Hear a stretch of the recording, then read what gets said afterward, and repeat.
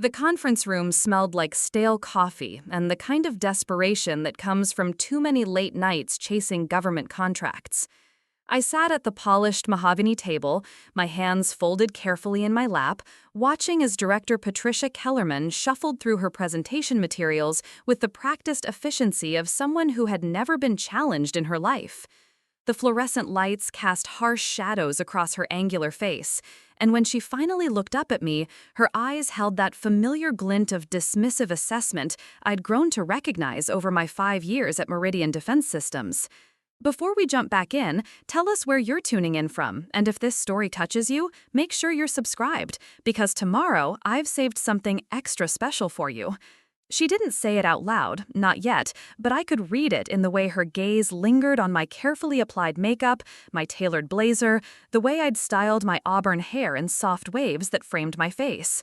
To Patricia Kellerman, I was window dressing, a pretty face the company trotted out for client meetings to soften the harsh reality of weapons development and classified intelligence analysis.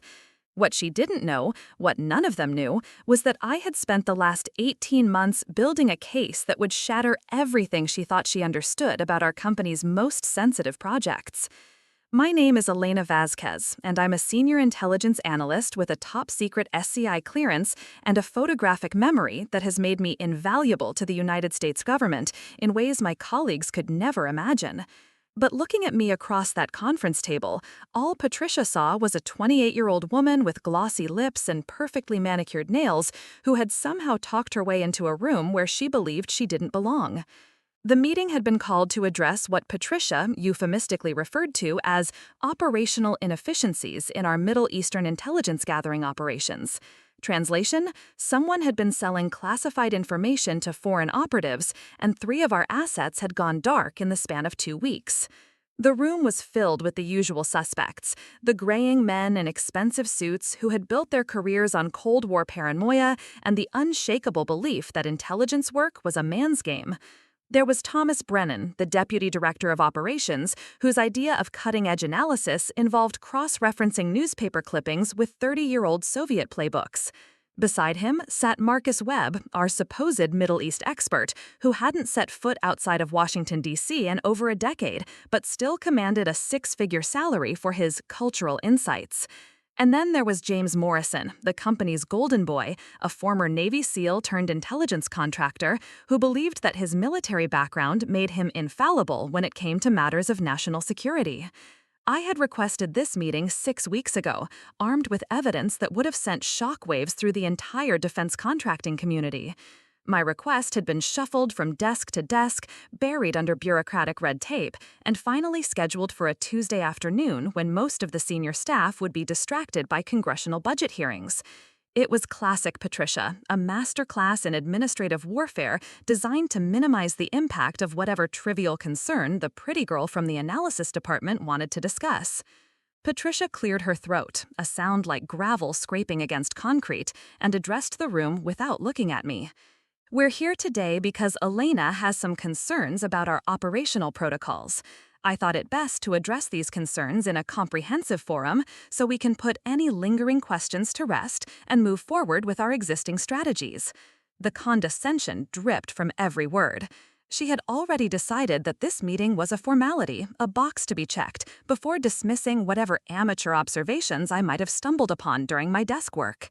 I could see James Morrison suppressing a smirk, probably wondering why he'd been pulled away from his more important work to listen to what he assumed would be another case of a junior analyst overstepping her boundaries. Elena, Patricia continued, finally deigning to make eye contact with me, why don't you share with us what's been troubling you? I stood slowly, deliberately, letting the silence stretch just long enough to capture everyone's attention. I had rehearsed this moment in my mind hundreds of times, but sitting there in that sterile conference room, surrounded by men who had spent their careers underestimating people like me, I felt a familiar fire building in my chest.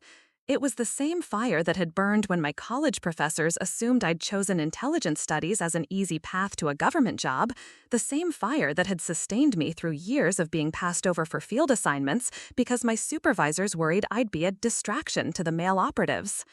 Thank you, Director Kellerman, I began, my voice steady despite the adrenaline coursing through my veins.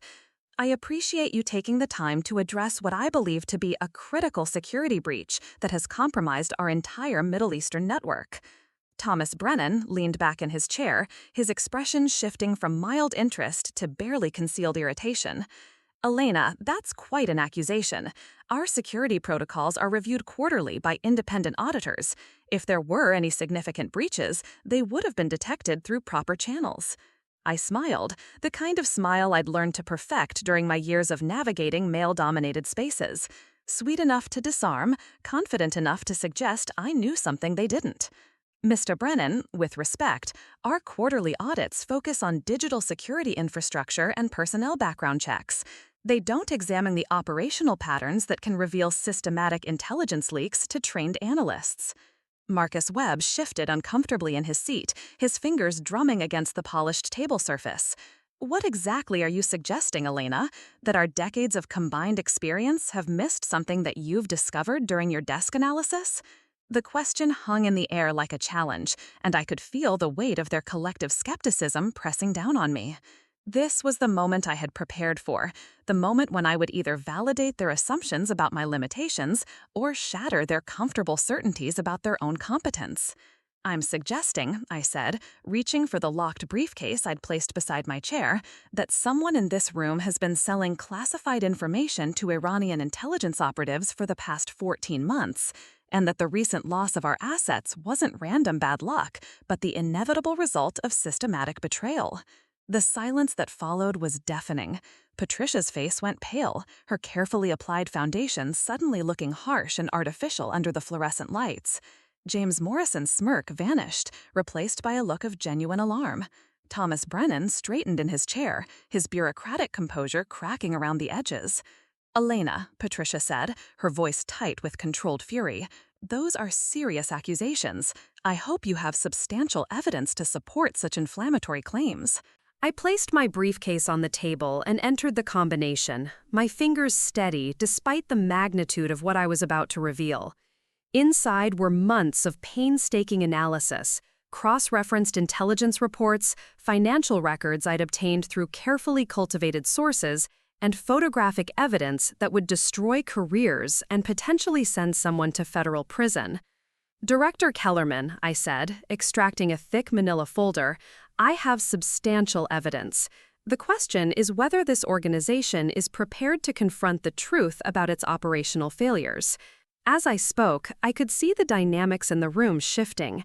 The casual dismissal that had characterized their attitude toward me was being replaced by something more complex, a mixture of curiosity, concern, and the first faint stirrings of respect. They were beginning to realize that this wasn't going to be the quick dismissal they had anticipated. I opened the folder and spread out a series of satellite photographs across the conference table.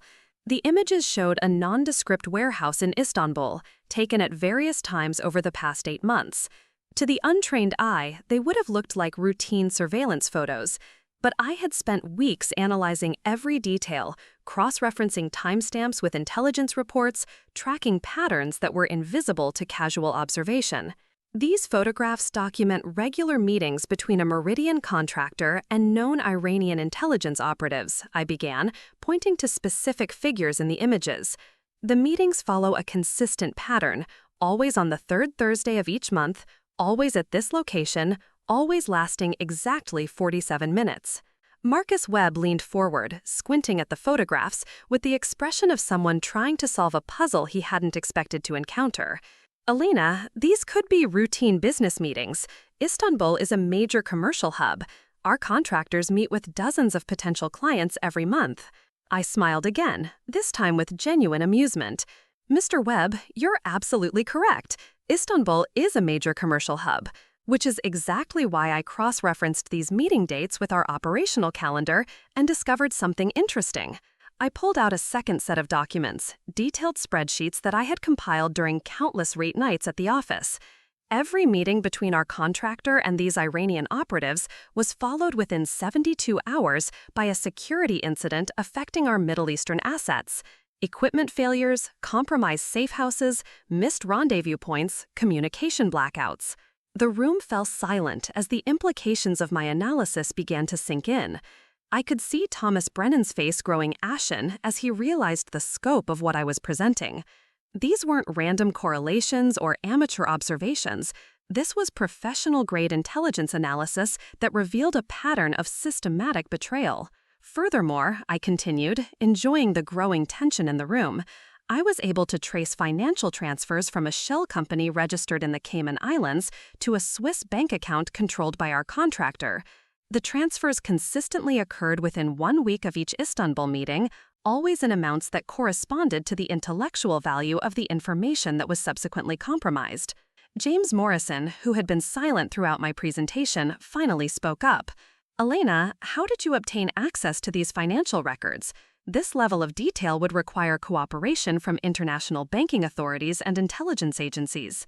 It was the question I had been waiting for, the moment when I could reveal the depth of my connections and capabilities.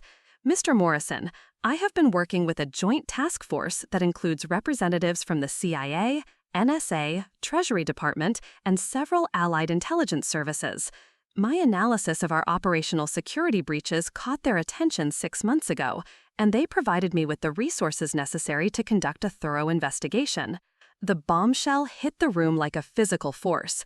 Patricia Kellerman's carefully maintained composure finally cracked, her face flushing with a mixture of rage and humiliation. She had spent the entire meeting treating me like an amateur, an overeager junior analyst who needed to be gently corrected and sent back to her desk.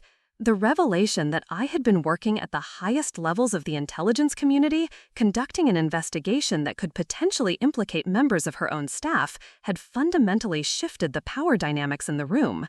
"You've been conducting an unauthorized investigation of this company's personnel?" Patricia demanded, her voice rising despite her obvious efforts to maintain control.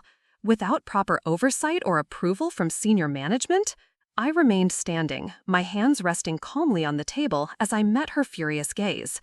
"Director Kellerman, when senior management fails to respond to legitimate security concerns raised through proper channels, and when those concerns involve potential treason and the loss of American lives, I consider it my patriotic duty to pursue alternative avenues of investigation." The words hung in the air like an accusation, and I could see the truth of my statement reflected in Patricia's face. She knew, as everyone in the room knew, that my initial attempts to raise these concerns had been dismissed and buried. She had personally signed off on the decision to shelve my preliminary report, classifying it as unsubstantiated speculation that didn't warrant further investigation. Thomas Brennan cleared his throat, his bureaucratic instincts kicking in, as he tried to regain some semblance of control over the rapidly deteriorating situation. "Elena, regardless of your methods or motivations, you're making very serious accusations. If you have evidence of criminal activity, it needs to be turned over to the appropriate authorities immediately." I nodded slowly, reaching back into my briefcase for the final piece of evidence that would close the case definitively. Mr. Brennan, I agree completely, which is why I've already provided copies of all my evidence to the FBI, the Department of Justice, and the Senate Intelligence Committee. The revelation hit the room like a thunderbolt. Patricia's face went from flush to pale in the span of seconds, her hands gripping the edge of the table so tightly that her knuckles turned white. James Morrison looked like he'd been physically struck, his confident demeanor replaced by something approaching panic. "The Senate Intelligence Committee has been briefed?" Marcus Webb asked, his voice barely above a whisper. "This morning," I confirmed, pulling out a final document and placing it on the table. "This is a federal warrant for the arrest of David Hartley, our senior contractor liaison, on charges of espionage, conspiracy, and treason. Mr. Hartley was taken into custody approximately 2 hours ago as he attempted to board a flight to Dubai." The silence that followed was absolute. I had just revealed that while they were sitting in this conference room, treating me like an amateur who had stumbled into matters beyond her comprehension, federal agents were executing arrests based on my investigation. The scope of my work, the level of my access, and the gravity of my findings had completely overturned their assumptions about my capabilities and authority. Patricia slowly sank back into her chair, her face a mask of shock and growing realization. The pretty face she had dismissed as window dressing had just exposed a security breach that would make national headlines and potentially destroy the company's reputation. The junior analyst she had patronized and marginalized had been working with the highest levels of government to conduct an investigation that dwarfed anything in the company's recent history. "Elena," she said finally, her voice hollow with defeat, "I think we may have underestimated the scope of your responsibilities." I remained standing, looking down at the woman who had spent years treating me like an inconvenience to be managed rather than a professional to be respected. The moment I had dreamed of for so long was finally here, but instead of triumph, I felt something closer to exhaustion. The validation was satisfying, but it came at the cost of revealing just how deeply my own colleagues had failed to recognize my worth. "Director Kellerman," I replied, my voice carrying the quiet authority that comes from being absolutely right, "I believe what you mean to say is that you underestimated me." The distinction was important, and I could see from her expression that she understood the difference. This wasn't about the scope of my responsibilities or the complexity of the case I had uncovered. This was about fundamental assumptions, about the biases and prejudices that had led an entire leadership team to dismiss someone based on her appearance rather than her capabilities. James Morrison, who had been silent throughout this exchange, finally found his voice. "Elena, I owe you an apology. We all do. Your work on this case has been exceptional, and the implications of what you've uncovered will require a complete reorganization of our security protocols." I nodded, accepting his words, while recognizing the hollow quality they carried. Apologies were easy to offer after the fact, when the evidence was undeniable and the consequences were already in motion. The real test of character had been in those moments when my concerns were being dismissed, when my expertise was being questioned, when my appearance was being used as justification for not taking me seriously. "Mr. Morrison," I said, gathering my documents and returning them to my briefcase, "I appreciate your acknowledgement. However, I think it's important that we all understand how we reached this point. This security breach could have been identified and addressed months ago if my initial concerns had been taken seriously. Instead, valuable time was lost, assets were compromised, and American lives were put at risk because this organization chose to prioritize its assumptions about my limitations over the substance of my analysis." The words cut deep, and I could see the impact reflected in their faces. Thomas Brennan shifted uncomfortably in his seat, probably remembering the dismissive way he had responded to my preliminary findings. Marcus Webb avoided eye contact entirely, staring down at the table as if he could find some escape from the uncomfortable truth of his own prejudices. Patricia, to her credit, met my gaze directly. "Elena, you're absolutely right. We failed you, and more importantly, we failed in our duty to protect American interests. Your work has been exemplary, and our response has been inexcusable." It was the closest thing to a genuine apology I was likely to receive, and I acknowledged it with a slight nod. But apologies, no matter how heartfelt, couldn't undo the months of frustration, the nights I had spent working alone because my colleagues couldn't see past their preconceptions, the professional isolation that had come from being consistently undervalued and overlooked. The meeting was effectively over. Federal agents would be arriving soon to interview everyone who had access to the compromised intelligence, and the company would spend the next several months dealing with congressional investigations, media scrutiny, and the complete overhaul of its security procedures. My role in uncovering the breach would eventually become public knowledge, and with it would come the professional recognition that had been so long delayed. As I prepared to leave the conference room, Patricia spoke one final time. "Elena, I hope you'll consider staying with the company as we work through this crisis. Your expertise will be invaluable as we rebuild our operational security framework." I paused at the door, my hand resting on the polished brass handle. The offer was tempting in some ways. It represented the validation I had sought for so long, the acknowledgement of my abilities that had been withheld for years. But it also represented something else, something that left a bitter taste in my mouth, despite the sweetness of vindication. "Director Kellerman," I said, turning back to face the assembled leadership team one final time, I've accepted a position with the Defense Intelligence Agency. My last day at Meridian will be Friday. The announcement sent another shockwave through the room. The DIA was the Pentagon's premier intelligence organization, a step up in prestige and responsibility that most analysts could only dream of achieving. The fact that they had recruited me directly, bypassing the usual bureaucratic channels, spoke to the level of respect my work had earned within the broader intelligence community. "The DIA?" James Morrison asked, his voice carrying a note of genuine admiration. "Elena, that's an incredible opportunity. Congratulations." I smiled, this time with genuine warmth rather than strategic calculation.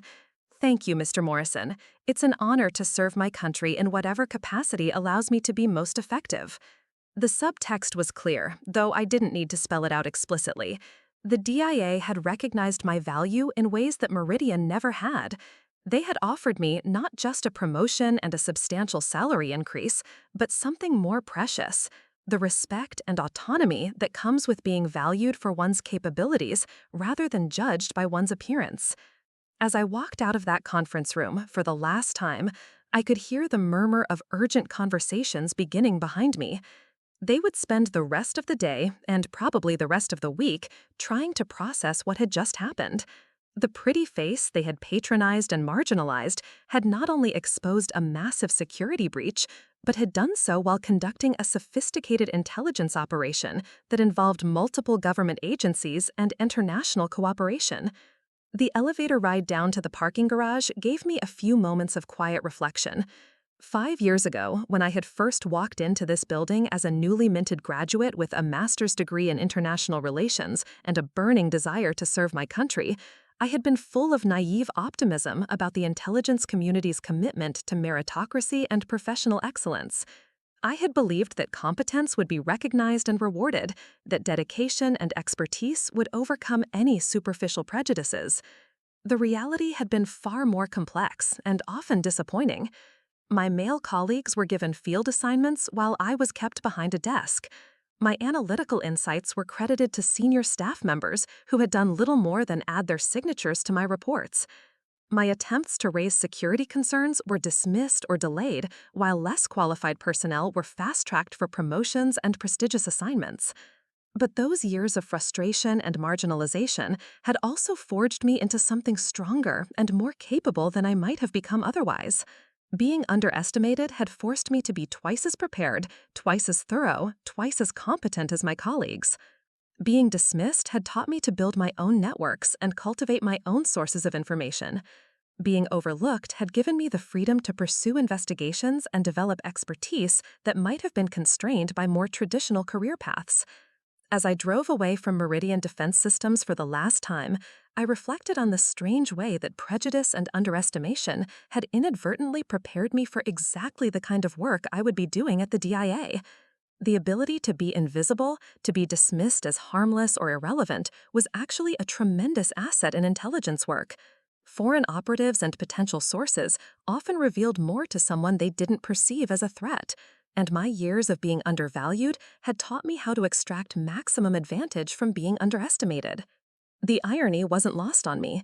Patricia Kellerman and her colleagues had spent years treating me like window dressing, like a pretty face whose primary value was cosmetic rather than intellectual.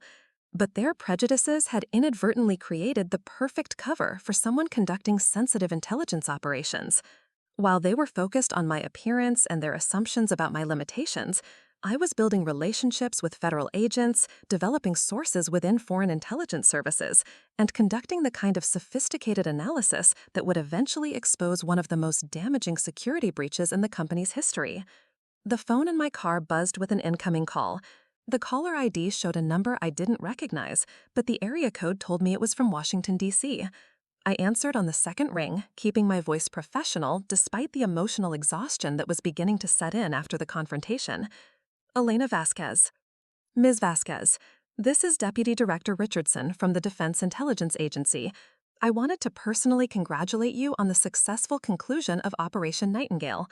The evidence you provided has resulted in 17 arrests across 3 countries, and your analysis has prevented what could have been a catastrophic intelligence failure." I pulled into a coffee shop parking lot, needing a moment to process the magnitude of what he was telling me. Operation Nightingale had been the codename for my investigation into the security breaches at Meridian, but I had only been aware of the domestic aspects of the case. The revelation that my work had contributed to an international operation that resulted in 17 arrests was overwhelming. I pulled into a coffee shop parking lot, needing a moment to process the magnitude of what he was telling me. Operation Nightingale had been the codename for my investigation into the security breaches at Meridian, but I had only been aware of the domestic aspects of the case. The revelation that my work had contributed to an international operation that resulted in 17 arrests was overwhelming. Preparing and narrating this story took us a lot of time, so if you are enjoying it, subscribe to our channel. It means a lot to us. Now back to the story.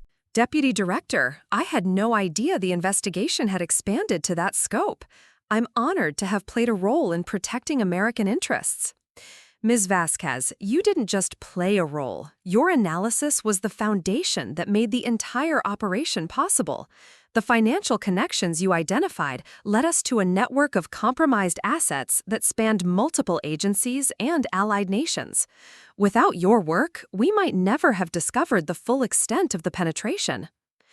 The conversation continued for several more minutes, with Deputy Director Richardson providing details about my new position and the cases I would be working on once I officially joined the DIA. As we spoke, I found myself thinking about the conference room I had left just an hour earlier, and the shocked faces of colleagues who had finally been forced to confront their own assumptions and prejudices. After ending the call, I sat in my car for a long time, watching the ordinary rhythm of suburban life continue around me. People getting coffee, walking their dogs, running errands, all of them unaware that a major intelligence operation had just concluded successfully. The disconnect between the mundane surface of daily life and the complex security challenges that operated beneath it was something I had grown accustomed to during my years in the intelligence community. My phone buzzed again, this time with a text message from my sister Maria, who worked as a nurse practitioner in San Antonio. "Saw your name in a briefing document at the hospital today. Something about a security contractor. Hope everything's okay." I smiled, typing back a quick response. "Everything's more than okay. I'll call you tonight with some good news." The fact that my work was already generating interest outside of the intelligence community suggested that the story would probably become public within the next few days. Congressional hearings would follow, along with media coverage and the inevitable political posturing that accompanied any major security breach. My name would be associated with the investigation, which would bring its own challenges and opportunities. But for now, in the quiet anonymity of a suburban parking lot, I allowed myself to feel the full weight of what had just transpired. 5 years of being underestimated, dismissed, and marginalized had culminated in a moment of complete vindication. The pretty face that my colleagues had seen as my defining characteristic had concealed an analytical mind capable of exposing treasonous behavior and preventing catastrophic intelligence failures. The satisfaction was profound, but it was tempered by a deeper understanding of the systemic problems that had made this moment necessary. My success in uncovering the security breach was also an indictment of an organizational culture that had consistently failed to recognize and utilize the full range of talent available to it. How many other capable people had been overlooked or underutilized because they didn't fit the expected profile of an intelligence professional? As I drove home that evening, I made a mental note to address these cultural issues once I was established in my new position at the DIA. The intelligence community could no longer afford to waste human resources based on superficial judgments and outdated assumptions. The challenges facing national security were too complex and too urgent to allow prejudice and bias to compromise operational effectiveness. My apartment that night felt different somehow, charged with the energy that comes from a fundamental shift in circumstances. I opened a bottle of wine I had been saving for a special occasion, called my sister to share the news of my promotion, and spent the evening reflecting on the journey that had brought me to this point. The girl who had walked into Meridian Defense Systems 5 years ago, fresh out of graduate school and eager to prove herself, had been naive about the challenges she would face. She had believed that competence and dedication would be sufficient to overcome any obstacles, that the intelligence community's commitment to protecting American interests would translate into a meritocratic environment where talent was recognized and rewarded. The woman who had walked out of that conference room today was fundamentally different. She had learned to navigate complex organizational politics, to build networks of support and information that transcended traditional hierarchies, and to leverage being underestimated as a strategic advantage. Most importantly, she had learned that true professional success sometimes required the courage to challenge not just external threats, but internal assumptions and biases that compromised organizational effectiveness. Tomorrow would bring new challenges and opportunities. The DIA position would involve higher stakes, more complex cases, and greater responsibility for protecting American interests around the world. But tonight, I allowed myself to savor the moment of vindication, the sweet satisfaction of being proven absolutely right after years of being systematically undervalued. The pretty face that Patricia Kellerman had dismissed as window dressing would soon be briefing cabinet-level officials on matters of national security. The junior analyst whose concerns had been buried in bureaucratic red tape would be leading investigations that spanned multiple countries and agencies. The woman who had been told she was overstepping her boundaries had just redefined what those boundaries actually were. As I prepared for bed that night, I caught a glimpse of myself in the bathroom mirror. The same face that had been my colleague's excuse for dismissing my capabilities looked back at me, but I saw it differently now. It wasn't a limitation or a distraction. It was simply one aspect of a person whose true value lay in her analytical mind, her dedication to protecting American interests, and her refusal to accept being underestimated as a permanent condition. The next morning would mark the beginning of a new chapter, one where my abilities would be recognized and utilized to their full potential. But the lessons learned during those years of being undervalued would remain with me, a constant reminder of the importance of looking beyond surface assumptions to recognize the full range of human capability and potential. In the end, Patricia Kellerman had been right about one thing: I was just another pretty face. But she had failed to understand that being pretty and being brilliant were not mutually exclusive, and that her inability to see past superficial characteristics said far more about her limitations than it ever did about mine. The DIA headquarters in Washington C was a fortress of glass and steel that rose from the Virginia landscape like a monument to American intelligence capabilities. Walking through its corridors for the first time as an official employee rather than a visiting contractor felt surreal, like stepping into a world where my expertise was not just acknowledged but actively sought after. The security clearance that had taken me years to obtain at Meridian was suddenly the minimum requirement for entry, and the analytical skills that had been dismissed as overreaching were now considered essential qualifications for the job. My new office was on the 7th floor, with a view that stretched across the Potomac River toward the Capitol Dome. It was smaller than Patricia Kellerman's corner office at Meridian, but it came with something far more valuable: the respect of colleagues who had recruited me specifically for my capabilities rather than tolerating me despite their assumptions about my limitations. The nameplate on my door read Elena Vasquez, Senior Intelligence Analyst, Middle East Division, and every time I saw it, I felt a surge of satisfaction that had nothing to do with ego and everything to do with professional vindication. My first week at the DIA was a whirlwind of briefings, security orientations, and introductions to the various departments and personnel I would be working with. Deputy Director Richardson had assigned me to a task force investigating Iranian intelligence operations in the Persian Gulf, a natural extension of the work I had done at Meridian, but with access to resources and information that dwarfed anything available in the private sector. The other members of the task force were career intelligence professionals with decades of experience, and their acceptance of me as an equal colleague was both refreshing and slightly overwhelming. The task force leader was Colonel Sarah Mitchell, a former Army intelligence officer who had transitioned to the DIA after serving 3 tours in Afghanistan. She was in her late 40s, with graying brown hair pulled back in a practical ponytail and the kind of direct, no-nonsense demeanor that comes from years of making life-and-death decisions under pressure. During our first one-on-one meeting, she laid out the scope of our current investigation with the clinical precision of someone briefing a military operation. Elena, your work at Meridian gave us our first real insight into the scope of Iranian penetration of American intelligence contractors, she began, spreading a series of classified documents across her desk. What we've discovered since then suggests that the Hartley network was just the tip of the iceberg. We're looking at a systematic campaign that has been running for at least 5 years, possibly longer. The documents she showed me painted a picture of Iranian intelligence operations that was far more sophisticated and extensive than anything I had imagined during my investigation at Meridian. Financial records traced funding networks that stretched from Tehran through Dubai and London to Washington, D.C. Communication intercepts revealed code names and operational protocols that suggested a level of organization typically associated with state-sponsored intelligence services. Most disturbing of all, personnel files showed that David Hartley had been just one of dozens of American citizens who had been recruited to provide classified information to Iranian handlers.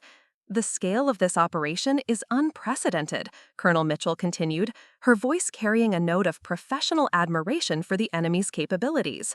They've managed to penetrate not just defense contractors like Meridian, but also State Department personnel, CIA assets, and even some military intelligence units. Your analytical framework for identifying compromised assets has become the foundation for our counterintelligence efforts across multiple agencies. The weight of this revelation was staggering. My investigation into what I had thought was a localized security breach at Meridian had actually uncovered evidence of one of the most extensive foreign intelligence operations in recent American history. The financial patterns I had identified, the communication protocols I had analyzed, and the operational security failures I had documented were all pieces of a much larger puzzle that threatened national security on a scale I was only beginning to comprehend. Over the following weeks, I threw myself into the work with an intensity that surprised even me. The analytical techniques I had developed during my years of being undervalued at Meridian proved to be perfectly suited for the complex, multi-layered investigation that Colonel Mitchell's task force was conducting. My ability to synthesize information from disparate sources, to identify patterns that others had missed, and to think creatively about operational security challenges made me an invaluable member of the team. The work was intellectually demanding in ways that my previous position had never been. Instead of analyzing intelligence reports after the fact, I was now involved in active operations, providing real-time analysis that influenced field decisions and operational strategies. My insights were being used to identify targets for surveillance, to develop approaches for turning enemy assets, and to predict Iranian intelligence moves before they could be implemented. But perhaps most satisfying of all was the way my colleagues at the DIA treated my contributions. When I presented an analysis during our weekly briefings, the room fell silent, not because they were surprised that the pretty girl had something intelligent to say, but because they recognized the quality of the work and wanted to absorb every detail. When I suggested modifications to our operational approaches, those suggestions were implemented because they improved our effectiveness, not because someone was humoring the junior analyst. The contrast with my experience at Meridian was so stark that it sometimes felt like I was living in an alternate reality. At Meridian, I had spent years fighting for the right to be taken seriously, struggling to get my voice heard in meetings, and watching as less qualified colleagues received credit for work I had done. At the DIA, my expertise was not just acknowledged, but actively cultivated, and my contributions were valued as essential components of our collective mission. 3 months into my tenure at the DIA, Colonel Mitchell called me into her office for what she described as a special briefing. The security protocols were more stringent than usual, with additional clearance verifications and the presence of personnel from the NSA and CIA. As I took my seat in the secure conference room, I realized that whatever we were about to discuss represented a significant escalation in the scope and importance of our investigation. Elena, Colonel Mitchell began, her expression more serious than I had ever seen it, the intelligence you've helped us gather over the past few months has led to a breakthrough in our understanding of Iranian operations. We've identified what we believe to be their primary intelligence coordination center, and we have an opportunity to conduct a biological operation that could dismantle their entire American network. The operation she described was ambitious beyond anything I had imagined when I first walked into that conference room at Meridian 6 months earlier.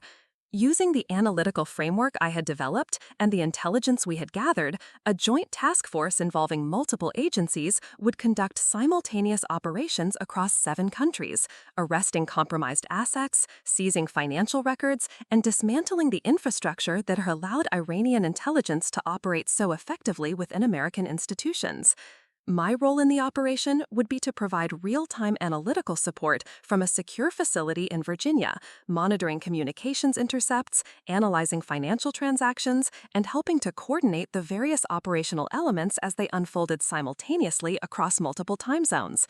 It was the kind of responsibility that would have been unthinkable during my years at Meridian when my superiors questioned my judgment on routine analytical tasks. The operation, designated Operation Cornerstone, was scheduled to begin in 2 weeks. The intervening time was filled with intensive preparation as our task force worked around the clock to finalize operational details and ensure that every aspect of the multinational effort was coordinated perfectly. I found myself working 18-hour days, analyzing target profiles, reviewing operational security protocols, and contributing to strategic planning discussions that would have significant implications for American national security. During this period of intensive preparation, I received an unexpected phone call from Patricia Kellerman. I was working late in my DIA office, reviewing surveillance reports from our field teams, when my secure phone rang with an incoming call from a number I recognized but hadn't seen since leaving Meridian. Elena, this is Patricia Kellerman. I hope I'm not interrupting anything important. The irony of the statement wasn't lost on me. 6 months ago, Patricia had assumed that anything I was working on was by definition unimportant. Now she was calling me at a secure government facility where I was helping to coordinate an international counterintelligence operation that would make headlines around the world. Director Kellerman, I replied, keeping my voice professionally neutral. What can I do for you? Elena, I wanted to call personally to congratulate you on your new position and to apologize again for how we handled your concerns at Meridian. I've been following the aftermath of the Hartley investigation, and I'm beginning to understand the scope of what you uncovered. Your work has been truly exceptional. I leaned back in my chair, looking out at the lights of Washington, D.C. spread out below my office window. The apology was probably sincere, but it came 6 months too late, and under circumstances that made it feel more like damage control than genuine remorse. Patricia was calling because the media coverage of the Hartley case had made it clear that Meridian's reputation had been saved by my investigation, not damaged by it. I appreciate that, Director Kellerman. The experience at Meridian was certainly educational. Elena, I'm calling because I wanted to discuss the possibility of bringing you back to Meridian as a senior consultant. We're completely restructuring our security protocols, and your expertise would be invaluable in helping us rebuild our operational capabilities. The compensation package would be substantially more than what you're making at the DIA. The offer was tempting in some ways, if only because it represented such a complete reversal of the treatment I had received during my years at Meridian. The woman who had dismissed my concerns as amateur overreach was now offering me a senior position and substantial compensation to return and fix the problems that my departure had left unresolved. Director Kellerman, I'm flattered by the offer, but I'm quite happy in my current position. The work I'm doing here is exactly what I've always wanted to do, and I have the resources and support necessary to be effective. Elena, I understand your hesitation, but think about what you could accomplish with the resources of a major defense contractor behind you. We could offer you your own department, complete autonomy over your investigations, and the kind of budget that government agencies simply can't match. I smiled, remembering the months I had spent trying to get Patricia to take my security concerns seriously, the bureaucratic obstacles that had been placed in the way of my investigation, and the casual dismissal that had greeted my efforts to protect American intelligence assets. The resources she was offering now had been available all along, but they had been withheld because her organization couldn't see past their assumptions about my capabilities. Director Kellerman, I appreciate the offer, but I think we both know that Meridian's problems go beyond resource allocation. The culture that allowed the Hartley network to operate for over a year, the same culture that dismissed my concerns and delayed my investigation, can't be fixed with budget increases and organizational restructuring. There was a long pause on the other end of the line, and I could almost hear Patricia processing the implications of what I had said. The security failures at Meridian weren't just operational problems that could be solved with better procedures and more funding. They were symptomatic of deeper cultural issues that had prevented the organization from effectively utilizing the expertise of all its personnel. Elena, you're absolutely right. We failed you, and we failed in our fundamental responsibility to protect American interests. I hope that someday we can prove that we've learned from our mistakes. After ending the call, I sat in my office for a long time, thinking about the journey that had brought me from that conference room at Meridian to this secure facility in Virginia. The vindication was complete in ways that went beyond professional recognition or career advancement. The organization that had undervalued my contributions was now desperate to bring me back, while the intelligence community that had recognized my worth was entrusting me with responsibilities that would have been unimaginable just a year earlier. 2 weeks later, as Operation Cornerstone launched across 7 countries in a carefully coordinated series of arrests and seizures, I found myself at the center of one of the most significant counterintelligence operations in recent history. My analytical framework had provided the foundation for identifying targets, my intelligence had guided operational planning, and my real-time analysis was helping to coordinate activities that would dismantle an Iranian intelligence network that had threatened American security for years. The operations center during Cornerstone was unlike anything I had experienced before. Multiple screens displayed real-time feeds from field operations in Washington, New York, London, Dubai, Istanbul, Berlin, and Tel Aviv. Secure communication channels carried constant updates from field teams, while intelligence analysts like myself worked to process incoming information and provide guidance to operational commanders. As the primary analyst for the Middle Eastern components of the operation, I found myself at the center of a complex web of information and decision-making that required split-second judgments based on incomplete data. When our team in Istanbul reported unexpected resistance at one of the target locations, I was able to quickly analyze communication intercepts and financial records to identify an alternate site where key personnel had relocated. When our Dubai operation uncovered evidence of additional financial networks, I provided real-time analysis that allowed field teams to expand their seizure operations to capture critical evidence. The most dramatic moment came 6 hours into the operation, when our monitoring systems detected unusual communication patterns suggesting that Iranian intelligence had become aware of our operations and was attempting to evacuate key personnel from compromised locations. The question was whether to proceed with the remaining arrests, risking that some targets might escape, or to accelerate the timeline and potentially compromise the careful coordination that had made the operation possible. Colonel Mitchell turned to me during this critical decision point, her expression grave with the weight of command responsibility. "Elena, you know these networks better than anyone. What's your assessment of their evacuation capabilities?" I looked at the communication intercepts flowing across my screens, analyzing the patterns I had spent months learning to recognize. The Iranian response was faster than we had anticipated, but it was also revealing information about their organizational structure that we had only theorized about before. More importantly, the financial networks I had identified appeared to be too complex to dismantle quickly, which meant that even if some personnel escaped, we would still be able to severely damage their operational capabilities. "Colonel, I recommend we proceed with the accelerated timeline. Their communication patterns suggest panic rather than organized evacuation. Most of their key assets are still in place, and the financial networks will take them weeks to restructure, even if they manage to evacuate some personnel." My recommendation was implemented immediately, and within 2 hours, field teams across 7 countries had successfully completed their operations. The final tally was impressive by any measure: 47 arrests, including 15 American citizens who had been providing classified information to Iranian handlers, the seizure of over $12 million in operational funds, and the collection of intelligence materials that would provide insights into Iranian operations for years to come. But perhaps most significantly, the operation had successfully dismantled the infrastructure that had allowed Iranian intelligence to operate so effectively within American institutions.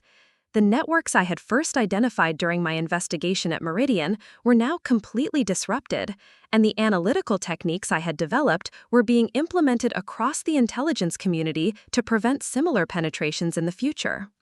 As the operations center gradually returned to normal activity over the following hours, I found myself reflecting on the extraordinary chain of events that had brought me to this moment. 18 months earlier, I had been an undervalued analyst at a defense contractor, struggling to get my superiors to take my security concerns seriously. Now, I was sitting in a secure government facility, having just played a central role in one of the most successful counterintelligence operations in recent American history.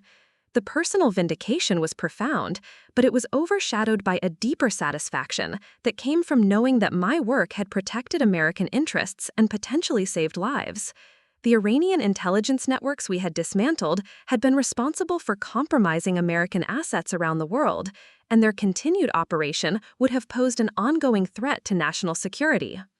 Colonel Mitchell approached my workstation as the last of the field reports were being processed. Her expression carried the exhausted satisfaction that comes from the successful completion of a complex operation. But there was something else there as well, a recognition of the central role I had played in making the operation possible. Elena, I wanted to personally thank you for your contributions to Cornerstone. Your analysis was absolutely critical to our success, and your real-time support during the operation was exceptional. The intelligence community owes you a significant debt of gratitude. I nodded, accepting her thanks while feeling slightly overwhelmed by the magnitude of what we had accomplished. The operation represented not just a professional triumph, but a validation of everything I had worked toward during my years of being underestimated and overlooked. My expertise had been not just acknowledged, but proven to be essential for protecting American interests on a global scale. Over the following weeks, as the intelligence gathered during Operation Cornerstone was analyzed and processed, the full scope of the Iranian penetration became clear. The networks I had first identified at Meridian were part of a systematic campaign that had been operating for nearly a decade, compromising American intelligence capabilities and providing Iran with insights into American foreign policy and military planning that had influenced regional conflicts throughout the Middle East. The media coverage of the operation was extensive, though necessarily limited by security considerations. My role in the investigation was mentioned in several articles, described as the analyst whose work had provided the foundation for the entire operation. The contrast with my treatment at Meridian was stark and satisfying, but more importantly, the coverage helped to establish my reputation within the broader intelligence community as someone whose analytical capabilities were both exceptional and proven. 6 months after Operation Cornerstone, I received a call from Deputy Director Richardson requesting a meeting to discuss my future with the DIA. The conversation took place in his corner office, with its view of the Pentagon and the monuments of Washington, D.C. spread out beyond the windows. As I took my seat across from his desk, I realized that this meeting would likely determine the trajectory of my career for years to come. Elena, your work over the past year has been truly exceptional.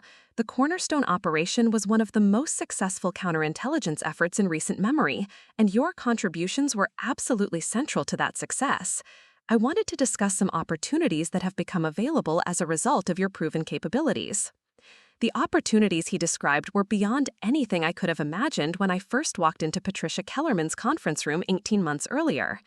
There was a potential assignment to lead a new task force focused on Chinese intelligence operations in Southeast Asia, a position that would give me authority over analysts and field operations across multiple countries.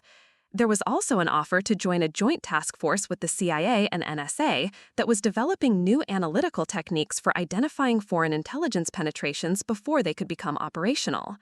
But the most intriguing opportunity was a newly created position within the DIA Strategic Planning Division, where I would be responsible for developing long-term counterintelligence strategies and helping to reshape how the intelligence community approached the challenge of protecting American interests in an increasingly complex global environment.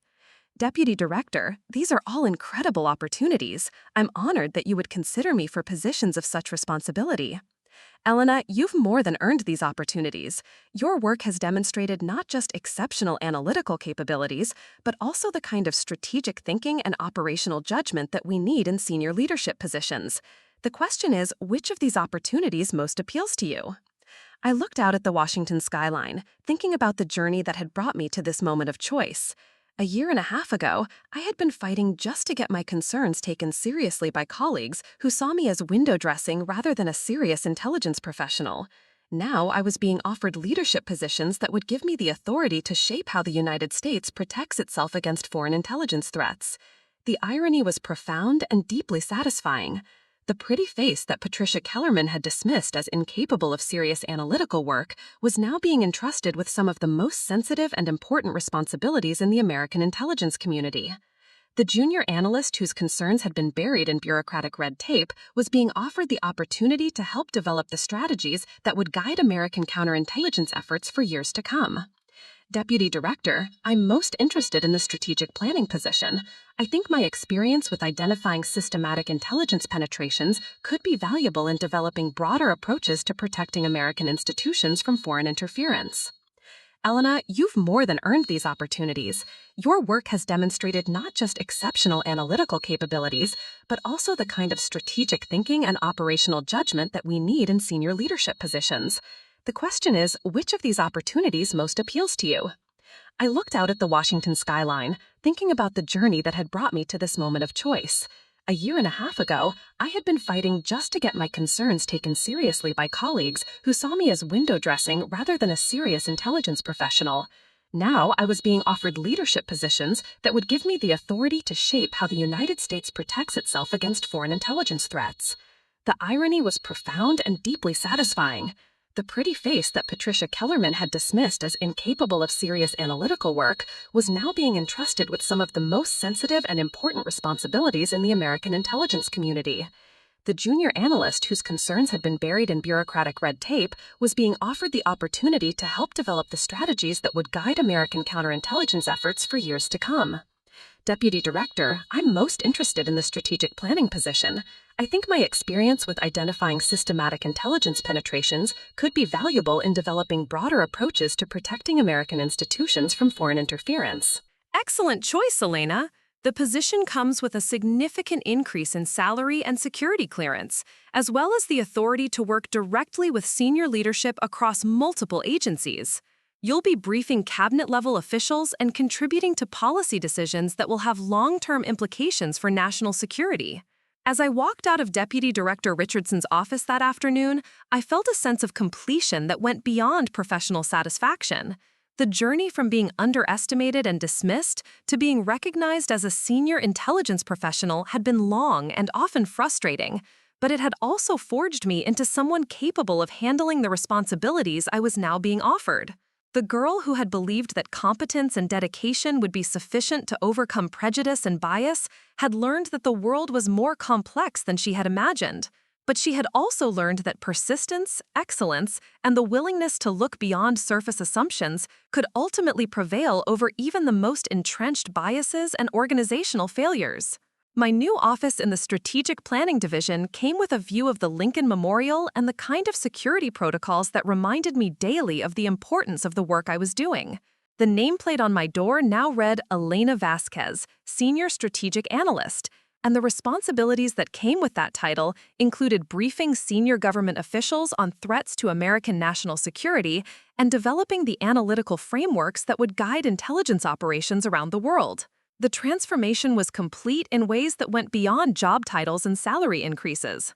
I had evolved from someone fighting to be heard to someone whose voice was actively sought out by the highest levels of the American intelligence community. The analytical capabilities that had been dismissed as amateur overreach were now considered essential tools for protecting American interests in an increasingly dangerous world. But perhaps most importantly, I had learned that being underestimated could be transformed from a limitation into an advantage, that the prejudices and assumptions of others could be leveraged to achieve results that might not have been possible through more conventional approaches. The pretty face that had caused my colleagues to dismiss my capabilities had also provided cover for conducting some of the most sensitive intelligence work in recent American history. As I settled into my new role and began developing the strategic frameworks that would guide American counterintelligence efforts for years to come, I carried with me the lessons learned during those years of being overlooked and undervalued. The intelligence community, like many professional environments, still struggled with biases and assumptions that prevented it from fully utilizing the talents of all its personnel. My success had opened doors not just for myself, but potentially for others who might face similar challenges in the future. The work ahead would be complex and demanding, involving threats and challenges that I could barely imagine.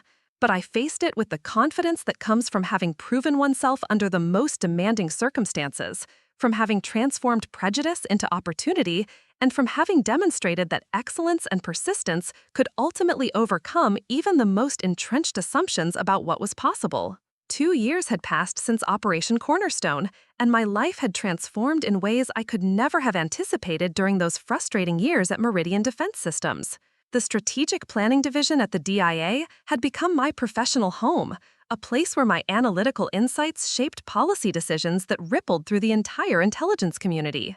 My days were filled with briefings for senior officials, consultations with field operatives, and the development of counterintelligence frameworks that would protect American interests for decades to come.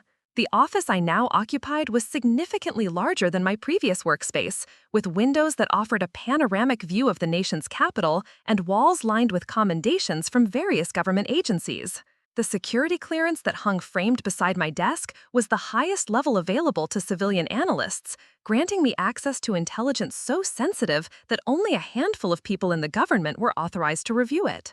But more than the trappings of success, what truly satisfied me was the knowledge that my work was making a tangible difference in protecting American lives and interests around the world. My reputation within the intelligence community had grown far beyond what I had ever imagined possible. The analytical techniques I had developed for identifying foreign intelligence penetrations had been adopted across multiple agencies, and my strategic assessments were regularly cited in congressional briefings and National Security Council meetings. Foreign intelligence services had begun to specifically target my work, recognizing that my analyses posed a significant threat to their operational capabilities. The transformation extended beyond my professional life as well. The confidence that came from being recognized and valued for my actual capabilities had permeated every aspect of my existence. I had purchased a townhouse in Georgetown, joined professional organizations where my expertise was sought after, and developed a social circle that included some of the most accomplished people in Washington, D.C. The anxiety and self-doubt that had characterized my years at Meridian seemed like artifacts from a different lifetime. On a crisp October morning, as I was reviewing intelligence reports about emerging threats in the Pacific Theater, my secure phone rang with a call from Colonel Mitchell. Despite her promotion to Deputy Director of Operations, she still occasionally reached out to discuss complex analytical challenges that required the kind of specialized expertise I had developed over the years. "Elena, I hope I'm not interrupting anything critical, but we've got a situation developing that I think would benefit from your perspective." The situation she described involved a sophisticated disinformation campaign that appeared to be targeting American military installations in Eastern Europe. Initial analysis suggested the involvement of multiple foreign intelligence services working in coordination, but the operational patterns didn't match any known playbook. The complexity of the operation suggested a level of sophistication that demanded the kind of multi-layered analysis that had become my specialty. "I'd be happy to take a look, Colonel. Can you send me the preliminary files?" "Actually, Elena, I was hoping you could join us for a briefing this afternoon. We've got representatives from NATO intelligence, the State Department, and several allied services flying in specifically to discuss this situation. Your strategic perspective could be crucial in developing our response." The briefing took place in one of the DIA's most secure conference rooms, a windowless space designed to prevent any possibility of electronic surveillance. As I entered the room, I was struck by the international scope of the assembled personnel. Intelligence officials from Britain, France, Germany, and Poland sat alongside their American counterparts, all united by the common threat posed by the emerging disinformation campaign. The briefing materials painted a picture of an operation that was breathtaking in its scope and sophistication. Coordinated social media campaigns were targeting military families across multiple countries, spreading carefully crafted narratives designed to undermine confidence in NATO's defensive capabilities.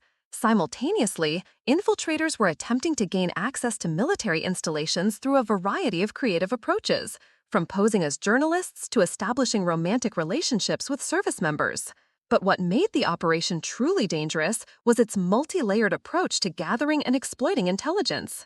Instead of relying on traditional espionage methods, the adversaries were combining cyber attacks, social engineering, and psychological operations to create a comprehensive assault on Western military readiness that was unlike anything the intelligence community had encountered before. As the briefing progressed, I found myself analyzing the operational patterns with the same intensity I had brought to the Iranian intelligence networks years earlier.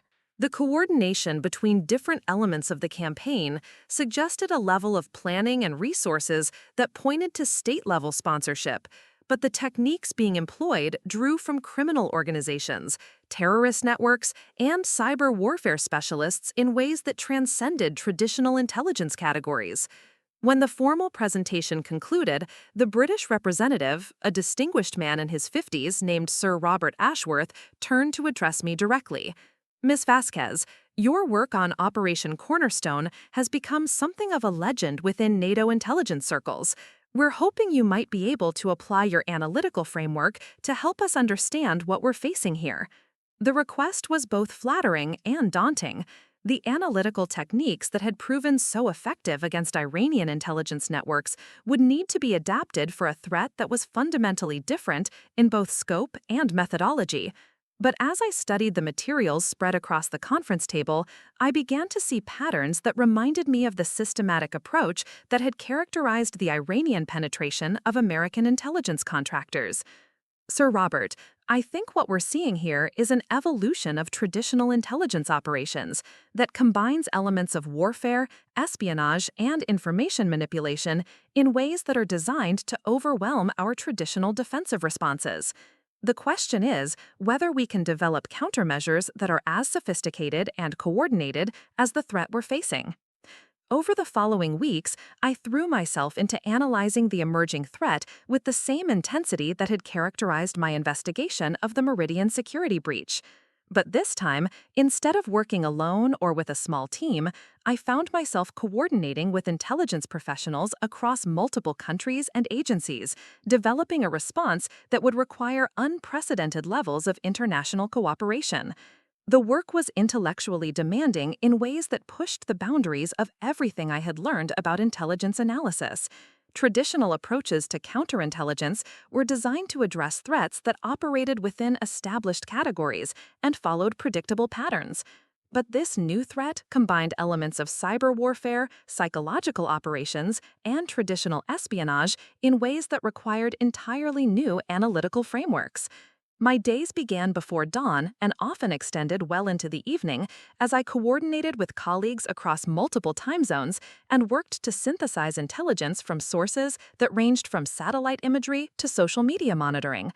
The complexity of the threat demanded a response that was equally complex, involving not just intelligence gathering, but also strategic communication, cyber defense, and psychological countermeasures. The breakthrough came during a late-night analysis session when I realized that the seemingly random targets of the disinformation campaign actually followed a geographic pattern that corresponded to NATO's most sensitive defensive installations. The adversaries weren't just trying to gather intelligence or undermine morale, they were conducting a systematic reconnaissance operation designed to identify vulnerabilities that could be exploited during a potential military conflict. This realization transformed our understanding of the threat and led to the development of a comprehensive response strategy that combined elements of counterintelligence, cyber defense, and strategic deception. Instead of simply defending against the adversary's operations, we would conduct our own disinformation campaign, designed to feed them false intelligence while protecting our actual defensive capabilities. The operation that emerged from this analysis was designated Operation PRISM, and it represented the most sophisticated counterintelligence effort in NATO's history.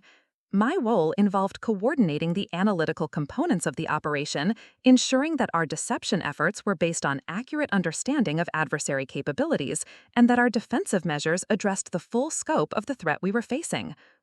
The personal satisfaction of leading such a significant operation was immense, but it was overshadowed by a deeper understanding of how far I had traveled from those frustrating days at Meridian Defense Systems. The junior analyst who had struggled to get her security concerns taken seriously was now coordinating international intelligence operations that involved the highest levels of government across multiple countries. 6 months into Operation Prism, as preliminary results began to demonstrate the effectiveness of our approach, I received an unexpected invitation to address the annual conference of the International Association of Intelligence Analysts. The conference was being held in Vienna, and my presentation would focus on the evolution of analytical techniques for addressing hybrid threats that combine traditional espionage with modern information warfare. The invitation was significant, not just because of the professional recognition it represented, but because it would give me the opportunity to share the lessons I had learned from being underestimated to becoming a recognized leader in the intelligence community. The experiences that had seemed so painful and frustrating during my years at Meridian had actually prepared me for exactly the kind of complex, multi-layered challenges that characterized modern intelligence work. As I prepared my presentation during the weeks leading up to the Vienna conference, I found myself reflecting on the broader implications of my professional journey. The biases and assumptions that had led my colleagues at Meridian to underestimate my capabilities were not unique to that organization or even to the defense contracting industry. They were symptomatic of broader cultural patterns that prevented many organizations from fully utilizing the talents and perspectives of all their personnel. The conference itself was held in a grand hotel that had once hosted diplomatic negotiations between world powers, and the assembled audience included some of the most accomplished intelligence professionals from around the globe.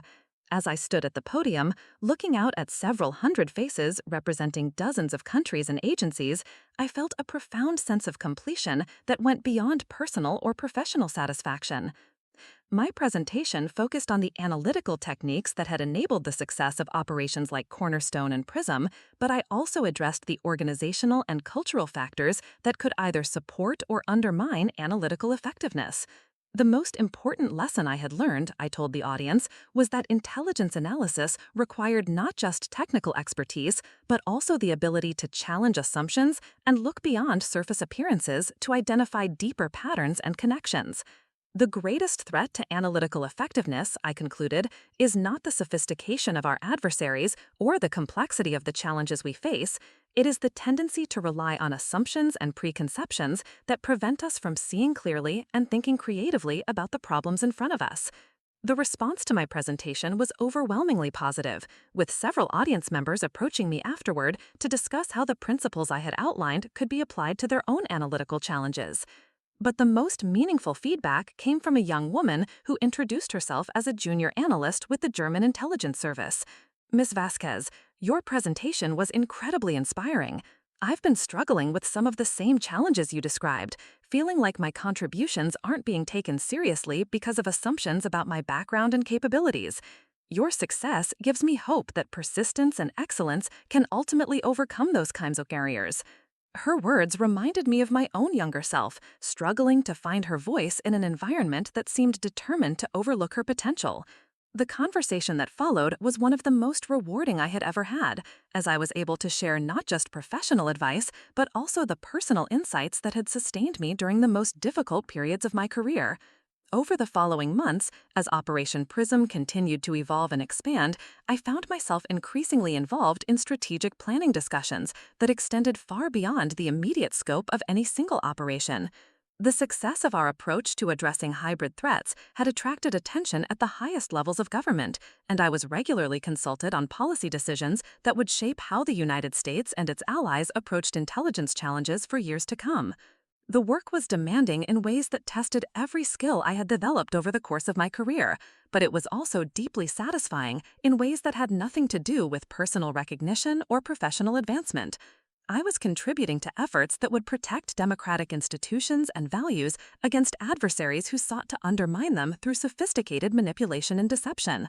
One afternoon, as I was reviewing the latest intelligence reports from Operation Prism, my assistant informed me that I had a visitor who had requested a brief meeting.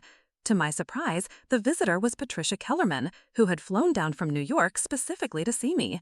Her appearance had changed significantly since our last meeting. She looked older and more tired, as if the years since my departure from Meridian had been particularly challenging. Elena, thank you for agreeing to see me.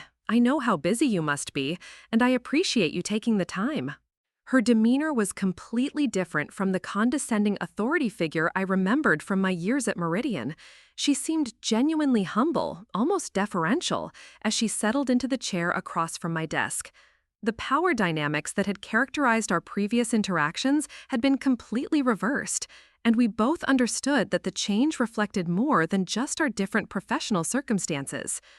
I wanted to come and apologize to you personally, not just for how we handled your concerns about the security breach, but for the broader way we failed to recognize and value your contributions during your time with us. I've spent a lot of time thinking about what went wrong, and I realize now that our organizational culture prevented us from seeing and utilizing the exceptional capabilities you brought to your work.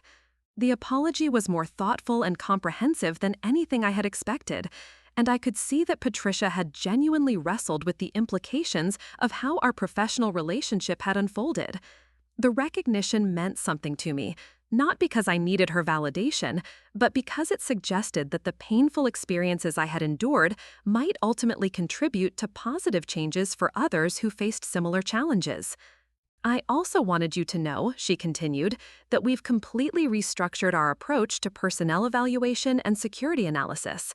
The changes we've implemented are directly based on the lessons we learned from your case, and we're working to ensure that no one else has to go through what you experienced with us. The conversation continued for nearly an hour, covering not just the specific circumstances that had led to my departure from Meridian, but also the broader cultural and organizational factors that had contributed to the security failures we had experienced. It was clear that Patricia had used the experience as an opportunity for serious self-reflection and institutional change, which transformed what could have been a purely personal vindication into something with broader positive implications. As she prepared to leave, Patricia made one final request. "Elena, I know you've moved far beyond anything we could offer you at Meridian, but I was wondering if you might be willing to serve as a consultant for our new security protocols. Your expertise would be invaluable in helping us avoid the kinds of failures that led to the Hartley situation." The request was ironic in ways that would have been painful a few years earlier, but now seemed simply amusing. The organization that had dismissed my security concerns as amateur overreach was now asking me to help design the systems that would protect them from future threats. The junior analyst whose expertise had been questioned was being asked to serve as a senior consultant to the organization that had failed to recognize her value. "Patricia, I appreciate the offer, but my current responsibilities make it impossible for me to take on additional consulting work. However, I'd be happy to recommend some colleagues who have the expertise you're looking for." After she left, I sat in my office for a long time, thinking about the journey that had brought both of us to this moment. The vindication was complete in ways that extended far beyond personal satisfaction or professional recognition. The changes that Patricia described at Meridian suggested that my experience might ultimately benefit others who faced similar challenges, transforming individual struggle into broader institutional improvement. That evening, as I worked late in my office reviewing the latest developments in Operation PRISM, I received a secure message from Deputy Director Richardson requesting a meeting to discuss what he described as exciting new opportunities for your continued professional development. The formal language couldn't disguise the significance of what was being offered, and I found myself wondering what new challenges and responsibilities might be awaiting me. The meeting took place the following morning in Richardson's office with its familiar view of the Washington monuments and the Pentagon beyond. As I took my seat across from his desk, I realized that this conversation would likely represent another turning point in a career that had already exceeded every expectation I had held when I first walked into that conference room at Meridian years earlier. "Elena, your work over the past several years has been truly exceptional, and your leadership of Operation PRISM has demonstrated capabilities that extend well beyond analytical expertise. I wanted to discuss the possibility of your taking on broader responsibilities within the Strategic Planning Division." The position he described would involve overseeing all analytical activities related to hybrid threats and information warfare, with authority over teams of analysts across multiple agencies and allied services. It would also include regular briefings for the National Security Council and direct input into policy decisions that would shape American intelligence strategies for the next decade. The position would represent a significant promotion, both in terms of responsibility and compensation, but more importantly, it would give you the authority to implement the kind of analytical and organizational reforms that your experience suggests are necessary for addressing the evolving threat environment. As I considered the offer, I found myself thinking about the young woman I had been when I first entered the intelligence community, full of idealistic expectations about meritocracy and professional recognition. The journey from that naive optimism to this moment of established authority had been longer and more challenging than I had ever anticipated, but it had also been more rewarding than I could have imagined. The decision was not difficult. The opportunity to shape how the American intelligence community approached some of its most significant challenges was exactly what I had been working toward throughout my entire career. But more than personal ambition, what motivated me was the understanding that the lessons I had learned about overcoming assumptions and biases could be applied to improve the effectiveness of the institutions responsible for protecting American interests. Deputy Director, I'm honored by your confidence in my capabilities, and I accept the position. 3 months later, I moved into my new office in the Strategic Planning Division, a corner space with views that encompassed both the Capitol Dome and the Arlington National Cemetery. The symbolism was not lost on me. From this office, I would be helping to develop strategies that would protect the democratic institutions visible through one window while honoring the sacrifice of those who had given their lives for American ideals, remembered through the other. The nameplate on my door now read Elena Vasquez, Deputy Director, Strategic Analysis Division, and the responsibilities that came with that title included oversight of analytical activities that spanned the globe and influenced policy decisions at the highest levels of government. The position would represent a significant promotion, both in terms of responsibility and compensation, but more importantly, it would give you the authority to implement the kind of analytical and organizational reforms that your experience suggests are necessary for addressing the evolving threat environment. As I considered the offer, I found myself thinking about the young woman I had been when I first entered the intelligence community, full of idealistic expectations about meritocracy and professional recognition. The journey from that naive optimism to this moment of established authority had been longer and more challenging than I had ever anticipated, but it had also been more rewarding than I could have imagined. The decision was not difficult. The opportunity to shape how the American intelligence community approached some of its most significant challenges was exactly what I had been working toward throughout my entire career. But more than personal ambition, what motivated me was the understanding that the lessons I had learned about overcoming assumptions and biases could be applied to improve the effectiveness of the institutions responsible for protecting American interests. Deputy Director, I'm honored by your confidence in my capabilities, and I accept the position. 3 months later, I moved into my new office in the Strategic Planning Division, a corner space with views that encompassed both the Capitol Dome and the Arlington National Cemetery. The symbolism was not lost on me. From this office, I would be helping to develop strategies that would protect the democratic institutions visible through one window while honoring the sacrifice of those who had given their lives for American ideals, remembered through the other. The nameplate on my door now read Elena Vasquez, Deputy Director, Strategic Analysis Division, and the responsibilities that came with that title included oversight of analytical activities that spanned the globe and influenced policy decisions at the highest levels of government. The transformation from underestimated junior analyst to senior intelligence official was complete, but more importantly, I now had the authority to ensure that others would not face the same barriers and assumptions that had characterized my own journey. The work ahead would be challenging in ways I could barely imagine, involving threats and adversaries that were constantly evolving and adapting to new technologies and geopolitical realities. But I faced those challenges with the confidence that came from having proven that excellence and persistence could overcome even the most entrenched biases and institutional failures. As I settled into my new role and began implementing the analytical and organizational reforms that my experience had taught me were necessary, I carried with me the memory of that young woman who had once sat in a conference room at Meridian Defense Systems, struggling to get her security concerns taken seriously. Her journey from that moment of frustration to this position of authority had transformed not just her own life, but potentially the lives of countless others who would benefit from institutions that were more open to recognizing and utilizing the full range of human talent and capability. The pretty face that had once been used to dismiss my analytical capabilities became the public representation of a new approach to intelligence work that valued substance over surface assumptions, merit over preconceptions, and effectiveness over comfortable familiarity. The vindication was complete, but more importantly, it had created opportunities for positive change that would extend far beyond any individual career or personal satisfaction. Up next, you've got 2 more standout stories right on your screen. If this one hit the mark, you won't want to pass these up. Just click and check them out.